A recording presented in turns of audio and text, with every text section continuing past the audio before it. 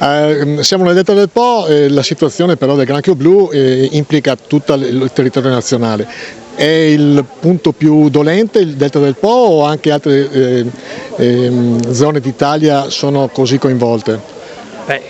Sono coinvolte anche altre zone d'Italia. Il delta del Po c'ha dalla sua che la presenza del granchio blu ha provocato questi danni agli allevamenti bivalvi che qui, come sapete benissimo, sono delle eccellenze del territorio, quindi c'è una produzione molto consistente di bivalvi, per cui la presenza del granchio ha creato delle criticità al settore molto rilevanti rispetto a altre zone d'Italia.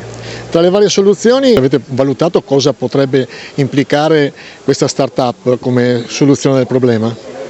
Nel piano abbiamo previsto questa possibilità di adattare gli interventi a quelle che poi sono le evoluzioni dal punto di vista scientifico e della ricerca, per cui questa di oggi può essere un'opportunità di utilizzo del carapace, del granchio nella sua interezza in modo produttivo, quindi farlo entrare nei cicli di produzione potrebbe essere un'opportunità, perché no, come è stato già fatto in altri paesi esteri.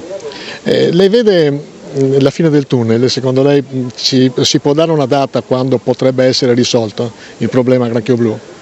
Vedi, il granchio blu non è una specie che si può eradicare del tutto, dobbiamo anche convivere con questa specie, cercare solo di contenerla e creare un giusto equilibrio fra la presenza del granchio blu e quelle che sono le nostre esigenze del territorio, cioè il mantenimento degli allevamenti di bivalvi.